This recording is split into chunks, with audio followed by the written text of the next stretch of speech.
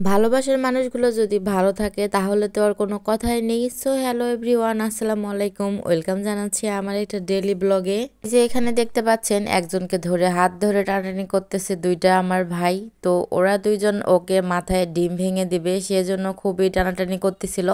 বেচারা খুবই বাঁচার জন্য অনেক চেষ্টা করতেছিল, আসলে পাচ্ছিল না, কারণ সবে ও গোসল করে নামাজ পড়ে সে একটু বসছে তাতেই ওরা হাত ধরে টানাটানি করতেছিল। তো আমাকে জিজ্ঞাসা করছিল যে ও গোসল করছে কি না। আমি বললাম যে হ্যাঁ ও গোসল করছে, নামাজ পড়ছে, তারপরে ওকে ছাড় দেয়নি।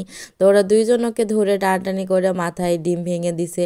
আসলে কি বলবো, এর আগের হচ্ছে আমার ওই চাচাতো ভাইয়ের বার্থডেতে ওরও মাথায় ডিম ভেঙে দিছিল। তো সেই জন্য তার প্রতিশোধ নিল আর কি। আসলে বিষয়টা খুবই মজা লাগছে আমার কাছে।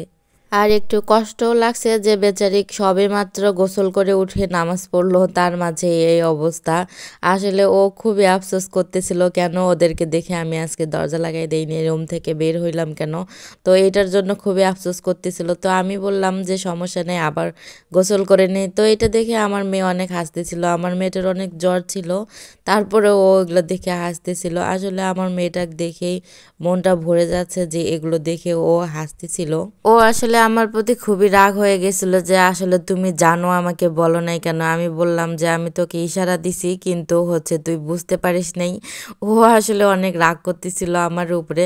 তারপরে ওকে বললাম আচ্ছা সমস্যা নেই, আমরা বিকালে হচ্ছে তোকে ফুচকা খাওয়াইতে নিয়ে যাব।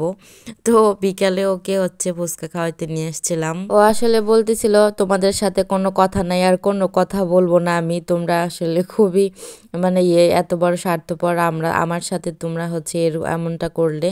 তো আমি বললাম কোনো সমস্যা নেই, সব রাগ পুষে দিব হচ্ছে এই ফুচকা খাওয়াতেই। তো ওকে ফুচকা খাওয়ার জন্য নিয়ে আসছি। তো ফুচকা ওরে দিয়ে দিছে, অনেকক্ষণ পরেই হচ্ছে দিছিল, কারণ অনেক ভিড় ছিল এখানে। অনেকক্ষণ বসে থাকার পরে হচ্ছে ফুচকাগুলো আসছে।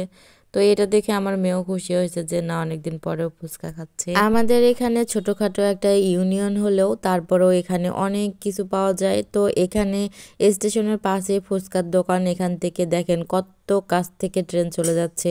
এগুলো দেখতে আসলে অনেক ভালো লাগে আমার কাছে। আমি যে বাসায় থাকি ওখানে আসলে কিছুই পাওয়া যায় না, খুবই কষ্ট লাগে। এগুলো ভিউ আসলে আমাদের শুধু মহিমাগঞ্জেই দেখতে পাওয়া যায়, আসলে কোথাও পাওয়া যায় না। এগুলো আমার আসলে ভালো লাগে এখানে ঘুরতে ফিরতে। নিজ এলাকায় আসলে অনেক শান্তি লাগে, শ্বশুর বাড়িতেও আসলে গেলে তখন ভালো লাগে না। এগুলো খুব খুব মিস করি আমি। আমার তো সব থেকে বেশি খুশি লাগতেছে আমার মেয়েটা একটু সুস্থ হয়ে গেছে। তো ওকে বাইরে ঘুরতে নিয়ে আসছিলাম, ও এটা দেখে আরো অনেক খুশি হয়ে গেছিল। তো ফুচকা খাইছে, চানাচুর মাখা খাইছে, বাদাম খাইছে। এই জায়গাগুলো এক সময় পরিত্যক্ত জায়গা ছিল। তো এখানে এই জায়গাগুলোতে ফুচকার দোকান দিয়ে আসলে অনেক ভালো হয়েছে। আমি এক সময় দেখেছিলাম গরমে খুব মানুষ এখানে বসতো, তো বসার কারণে দু একটা মাখার দোকান আসতেছিল, তারপরে আস্তে আস্তে ফুচকার দোকান এখানে দিছে। এটার জন্যই আসলে এই স্টেশনটা অনেক বিখ্যাত হয়ে গেছে এখন। আর দেখেন কি পরিমাণ বাতাস হচ্ছে, আর এখানে আমার মেয়ে একটু বাদাম খাবে। তো এই ছিল আমার আজকের ভিডিও। সবার কাছে কেমন লাগলো অবশ্যই কমেন্ট করে জানাবেন। সবাই ভালো থাকবেন, সুস্থ থাকবেন, আল্লাহ হাফেজ।